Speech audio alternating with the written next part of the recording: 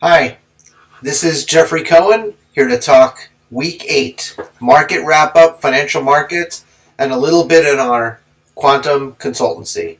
So, we're going to start off by talking about the dollar.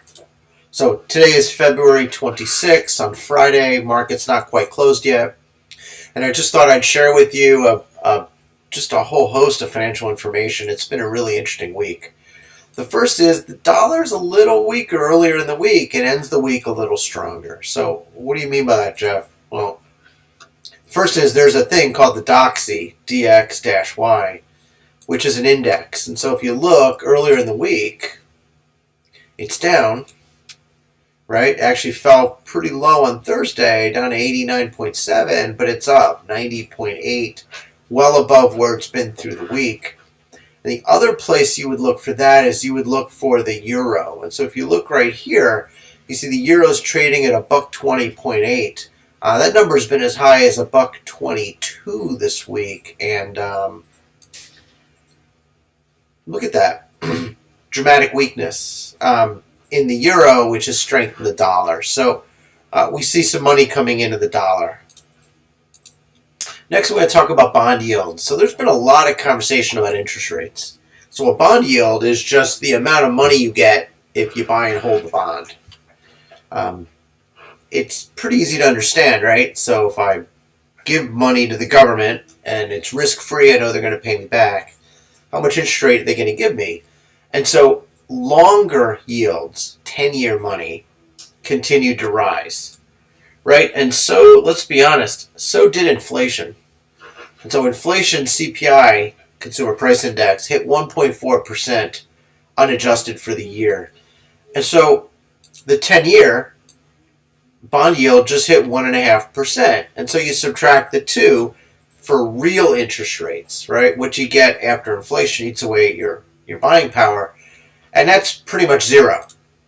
And so most people are just kind of holding steady when they give their money to the government to hold on to. A lot more to talk about in here, but basically when interest rates go up, it's bad for the stock market. So, because it pulls money away. So let's take a look for the week. Bond yields. Bond yields climbed. They were at 1.33. They're closing the week at 1.45. They were as high as 1.5%. Just to put it in perspective, let's take a look for the year. For the year, they've been as low as 0.5%.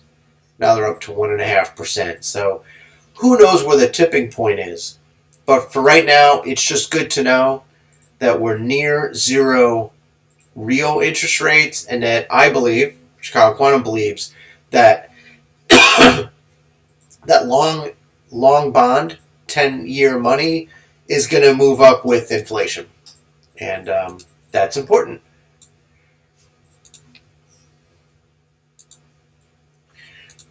Now, let's talk about equities. And actually, I know I talked about the tipping point, but we're going to take that out of the write-up.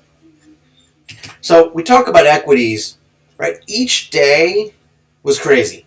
Each day was volatile. We saw more volatility in the market than I've seen in a number of weeks. And so let's take a look. So what you're looking at here is a chart that shows the different, by the way, thank you to FinViz for making this available.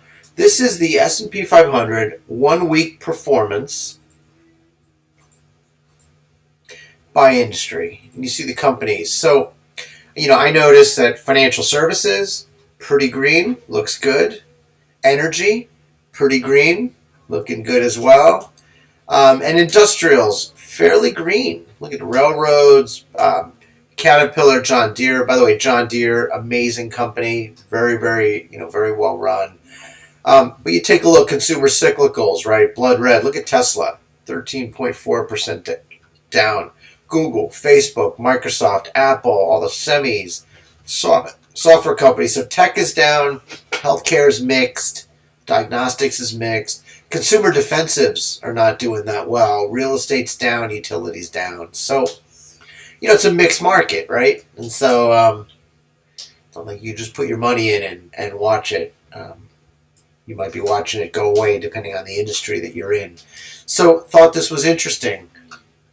We're going to show you some line charts as well. So for the S&P 500, you can see a lot of peaks and a lot of valleys. And I wish I could do this as a percentage, but it doesn't allow me to. But let's blow this up a little bit. So the S&P 500, generally speaking, doesn't move very much. And so if we look at it for the week, you see I like candles. It's been as low as 3,800, actually 37 and change, as high as 39 and a quarter. And so fast drop, pretty fast rise, drop, little drop. I believe this sucks up liquidity, and this shakes out what I call some of the weak hands in the market.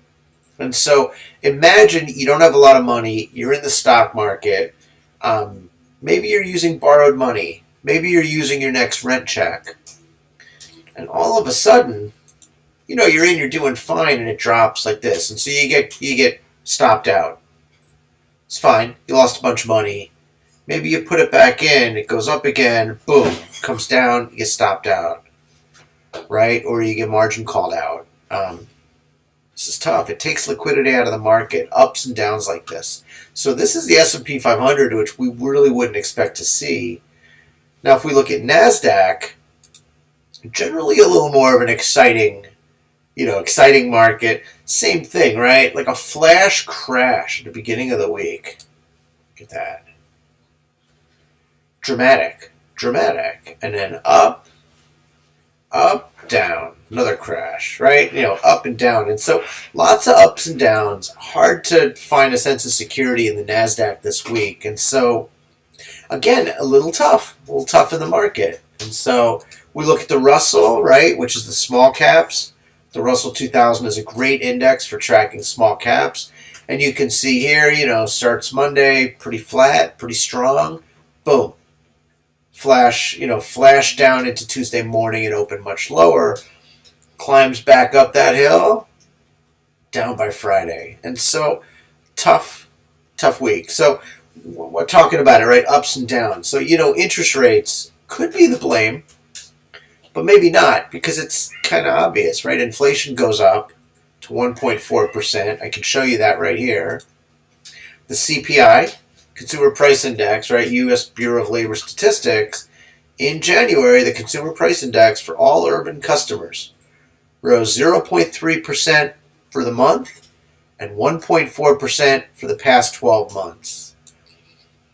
And it's healthy, and then the Fed talks it up like they're going to take this up to 2% per year. So you see a rise of 0.3% for the month. That equates to 3.6% for the year. So inflation goes up, interest rates go up. This is not a mystery. And so, but it's having an impact on stock prices. So just FYI. Let's take a look at some of the foreign markets. See if I've got this in here for the foreign markets. Like world markets are mixed. So what I noticed was Canada, Australia, the UKI, so the Commonwealth, right, were mixed to negative or mixed to positive. But the rest of the world was mixed to negative. And then I want to talk a little bit about Brazil. Brazil had a strange occurrence early in the week. PBR, I wish it was Pabst Blue Ribbon, but it's the petroleum company of Brazil. Banco Itaú, which, by the way, used to be a client of mine, both dropped on the 18th and the 22nd due to government involvement in the leadership of PBR, so Petrobras. People get worried when ex-generals are put in charge of oil companies, public oil companies. Because the question is, what does a general know about oil? Right? They know how to follow orders. That's not helpful. Here's to Citibank. Thank you. We have a gold account with Citibank. They did not pay us for this video, but I love Citibank. So I just want you to know it's a great bank for a business. So the FTSE, the FTSE 100 largest companies. So you see in the UKI, you see pretty nice, solid upward trend of the week. Friday, boom. Lost money for the week, down 2.5 points, right? It's closed now. Let's look at the Nikkei. By the way, I love the Nikkei, right? This is my my bellwether when I'm looking at futures. How's the market going to open the next day in the U.S.?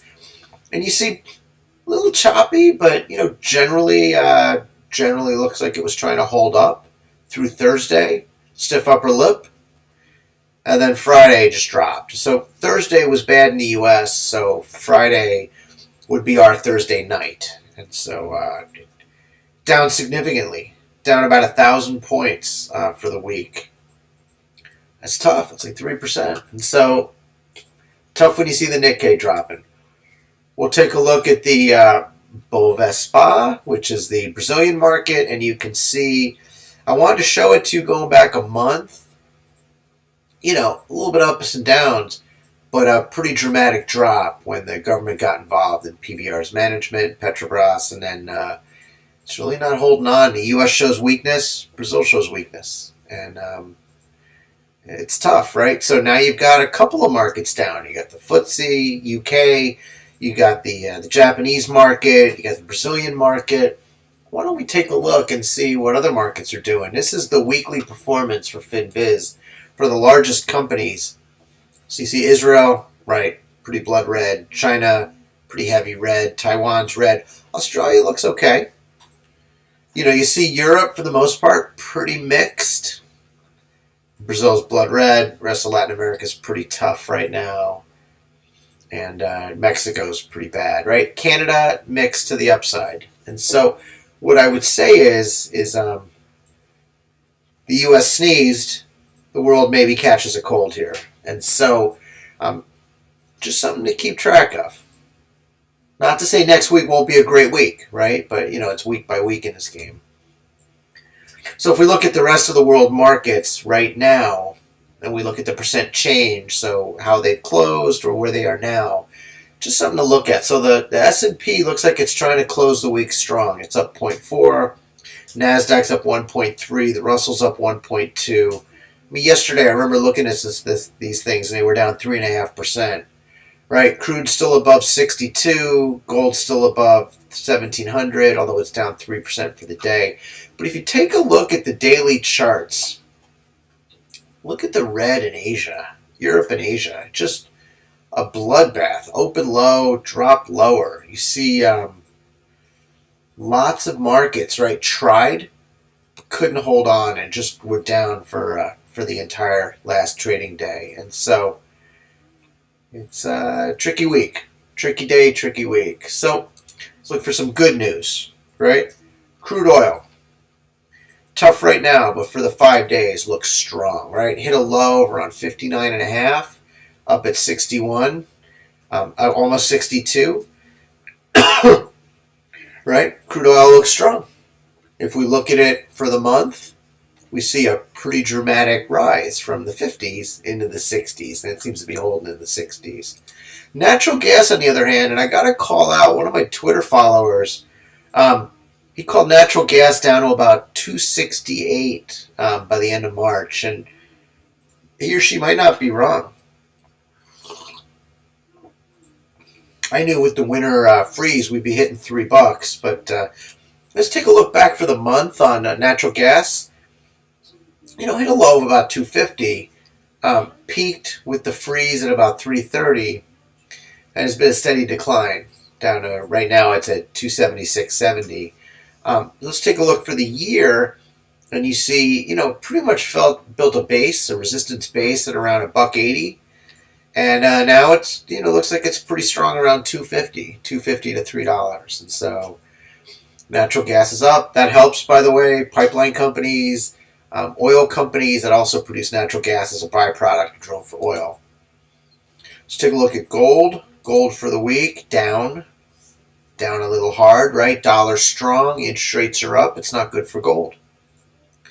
Now, it's interesting, right? Dollar weak, interest rates down, great for gold. Gold is priced in dollars, and so each dollar is a little more dear right now. And so gold is down. I bet you silver's down. Yep. Silver's down for the week. Look at that. Crash on Friday. Down 5%. That's tricky. Let's take a look at Bitcoin. Now, Bitcoin, I've got another chart I wanted to show you. I find Bitcoin fascinating, right? So why do I find it fascinating? Because I don't understand it at all. This is a crazy thing right here, right? And so if if you take a look at this, it's pretty solid around 50K, right, in the 17th, 18th. And it reached up and it climbed all the way to about $58,000 per Bitcoin. And then a couple days later, plunges down to 46. And it's up to 51, 52, 51, let's call it. So a lot of volatility, a lot of fluctuation. It looks like it's a lot of minute by minute, hour by hour trading, people getting in, people getting out. I have no idea what's driving this type of movement and volatility for a surrogate private kind of money. I really don't understand, right? It's like a private banknote, to quote a friend of mine. And I don't understand why people love the bank of Bitcoin. It's unless this is a proxy for something else, and I don't understand. So take a look at Bitcoin, where it is now for the week, right? It's at 47.2. Again, I showed you where it was up. It was up around 57. Now it's 47. So a great way to lose $10,000 per Bitcoin. That's but who knows? Next week it could be up. It's extremely volatile. Almost feels like going to the track and betting on horses. So that's your Bitcoin. I'm sorry for all the Bitcoin people out there. I don't have lasers out of my eyes. We do not trade Bitcoin. We do not hold Bitcoin. Bitcoin provides a compliance risk for us. So we are not involved in Bitcoin whatsoever. So where am I in the discussion, right? I was talking about the Nikkei. I was talking about dramatic moves. Oh yeah, just to throw something out here, the FinTwit crowd, so the Twitter crowd that focuses on financial services and the markets, I'm amazed.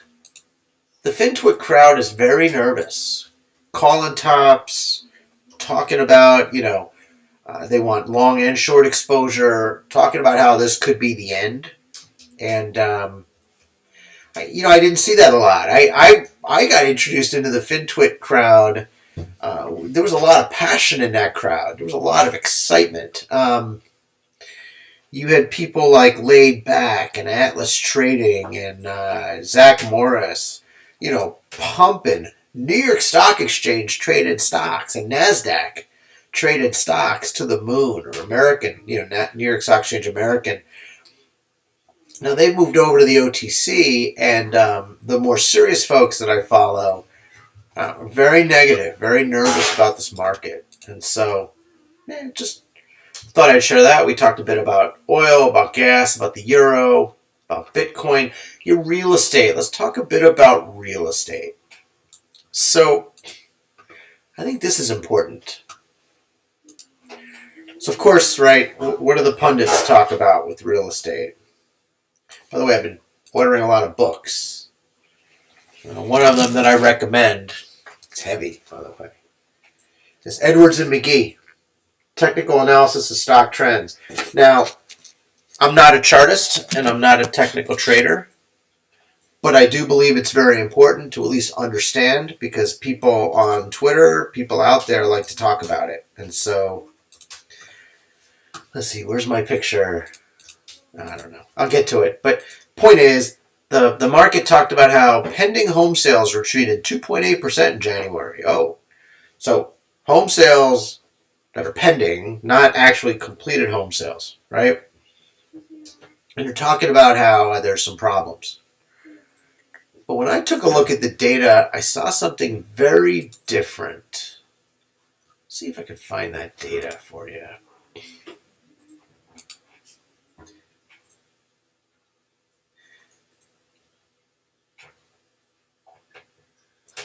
It's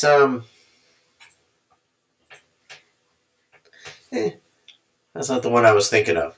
But when you look at home sale data, what you find is that home sales in the U.S. vary by region, and they vary by price. Yeah, there was a great chart that I had. I'll find it. But net, home sales look actually pretty strong. People are getting in and out of homes fast. So when you want to sell a home, depending on the pricing, you could be out in 20, 30 days. At most 50 days. You're seeing less sales in like the 100 to 200,000 range, and more sales kind of in the sweet spot. And I tweeted on this: the Midwest U.S., very, very low cost of living. It's been great. People can get into a house for, a couple $100,000 and live. And so we have our company, Chicago Quantum, in the Chicagoland area. In fact, because of the affordability, right? And so I strongly recommend Chicago for its affordability. And so a lot of information. Let's see if you click on this document, what you find.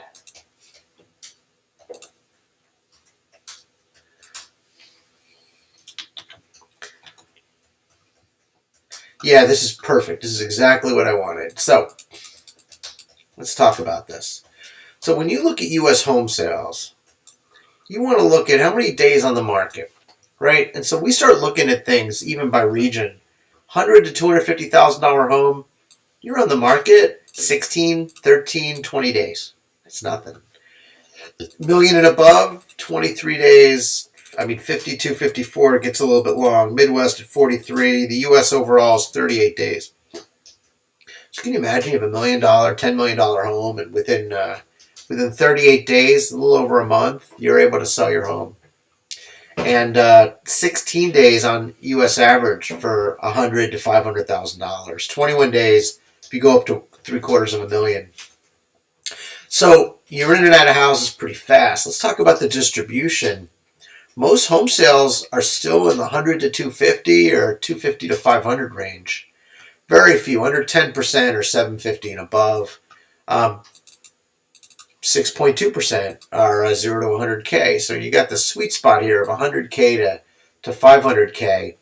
And in those houses, you have fewer houses selling for 100 to 250, and you have 27% more houses selling at the 250 to 500, 50% more for the U.S., 500 to 750, 66% more, $750,000 to $1 million, and 76% more, 77% more over $1 million.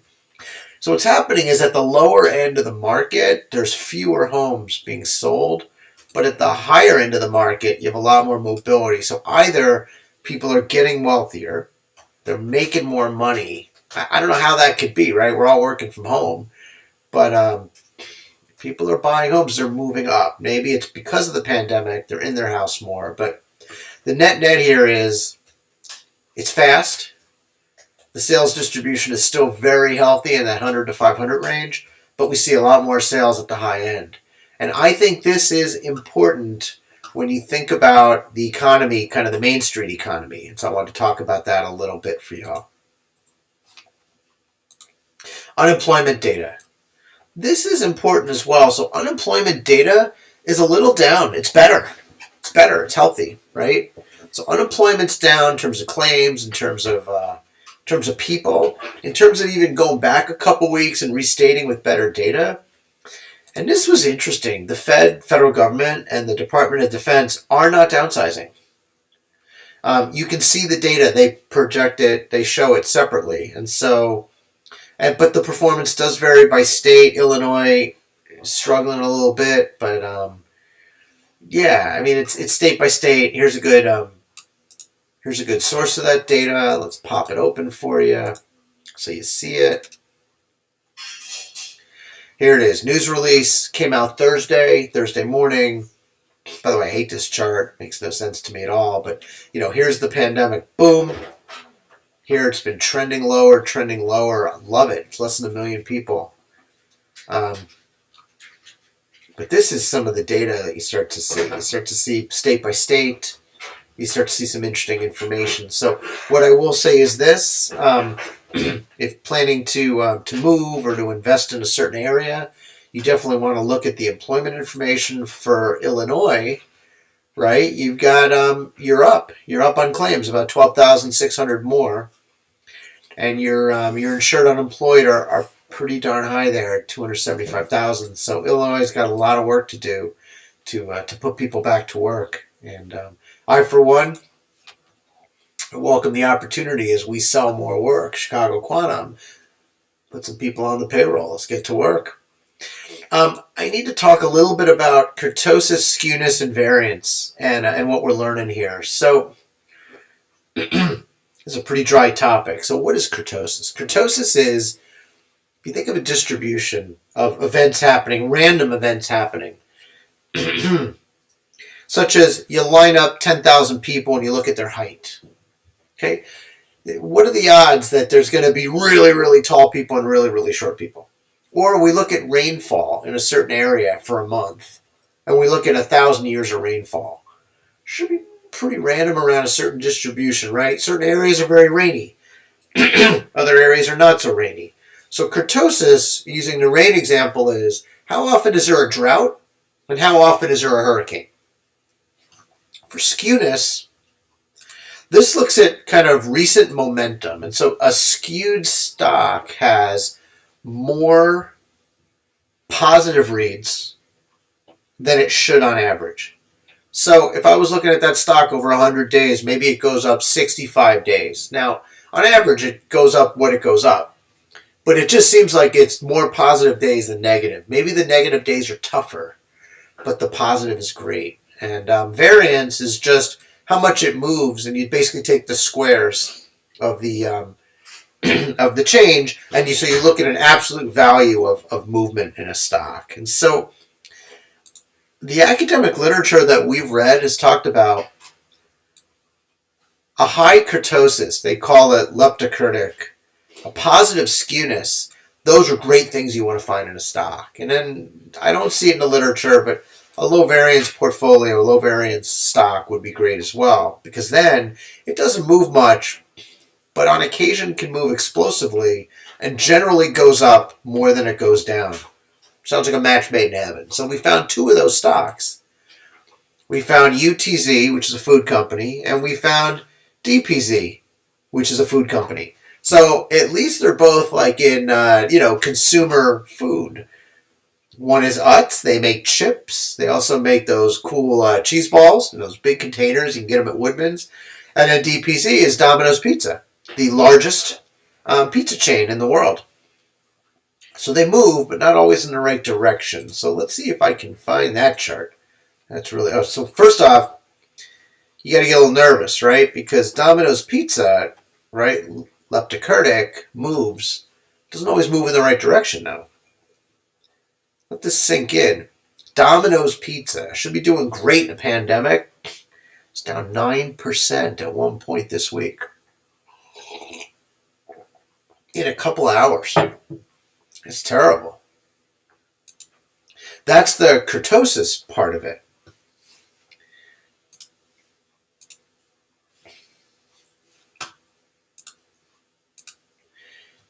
Here we go.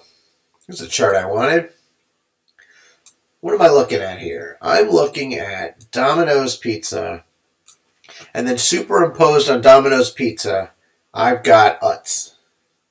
So let's make sure you can see that as big as I can make it. So Domino's Pizza's in the candles. So green when it's going up, red when it's going down. This is 5-minute intervals over the week. Actually, no, over a couple of days. 1, 2, 3, 4 days.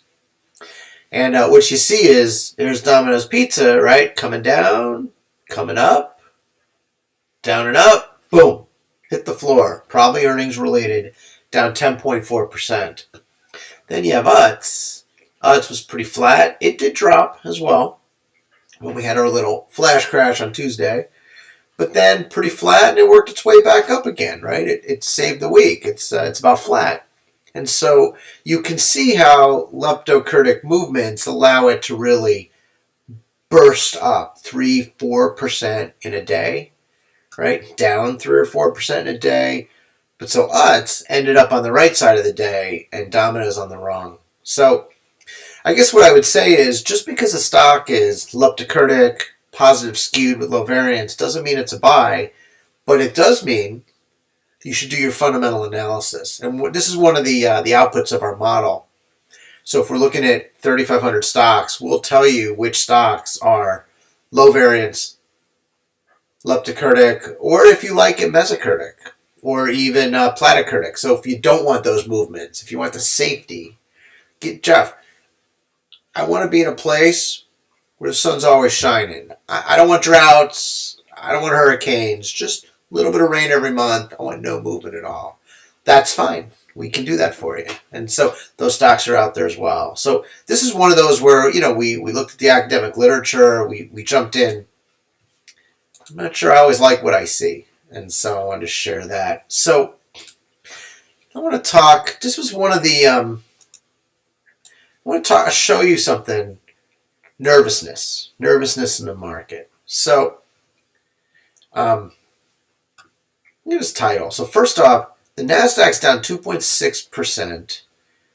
The S&P's down 2%. The Russell's down 2.25%. Crude's down. This was taken on February 25th. Stocks fall, tech shares pressured as yields climb. So why don't we just throw all the meat right in there, right? Which is stocks are dropping, tech shares especially dropping. Now I remember seeing there were some stocks like NetApp, which was going down, and then yields climbing. Yield on the 10-year Treasury note advanced to reach a fresh 1-year high. So I'm laughing because this headline is intended to get you to click on it, but it makes you nervous. So even if you don't click on it, you see all the exchanges are red, you get nervous. So maybe you dump some of your stocks. You get out, and it's tough on the market. And so what else? So I just wanted to show you some of the stocks that made me nervous during the week, right? Airbnb. Again, pandemic, things should be great for Airbnb. Look at that, down 9.37% on the 25th. So, not helpful, down almost 10%. And then I wanted to show you a little picture I made of the yields. So, one way to look at it, right? So the chart, the lines start the week, actually this is for the month. So this is February 1st through the 25th.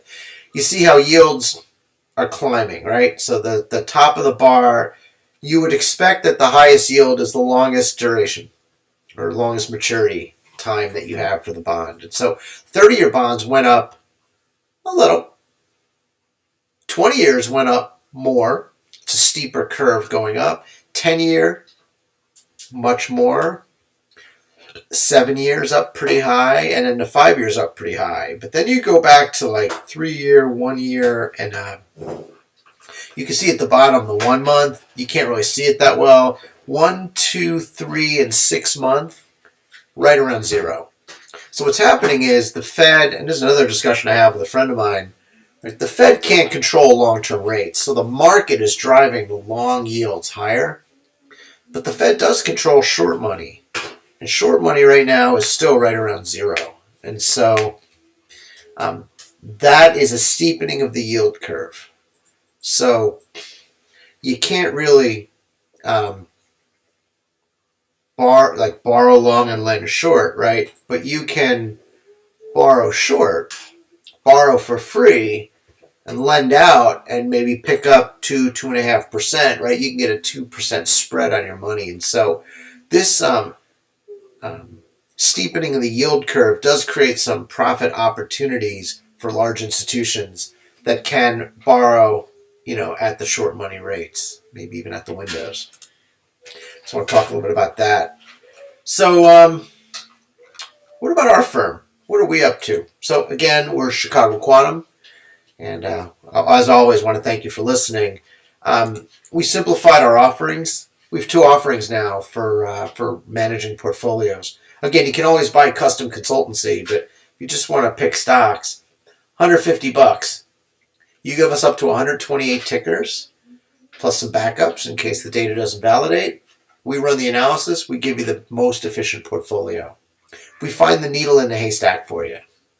For a limited time, if you buy and use the code GS Strong, Girl Scout Strong, you can get $5 off your order. I'm hoping you take that $5 and you buy some Girl Scout cookies. If you don't type that in and you pay full price,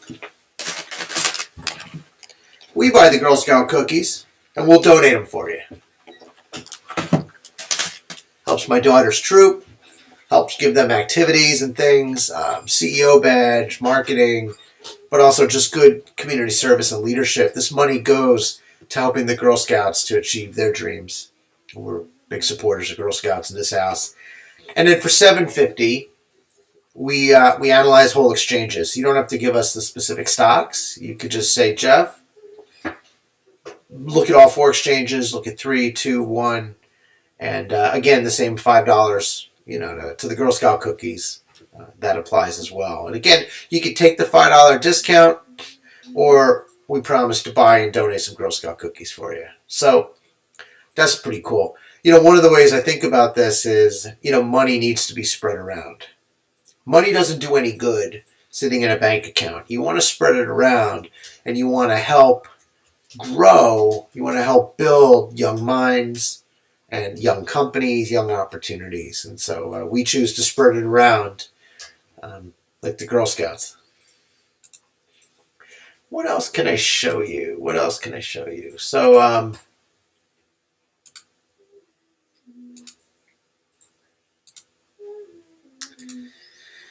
I guess, let's see. So, I'm going to make this a little bigger for you.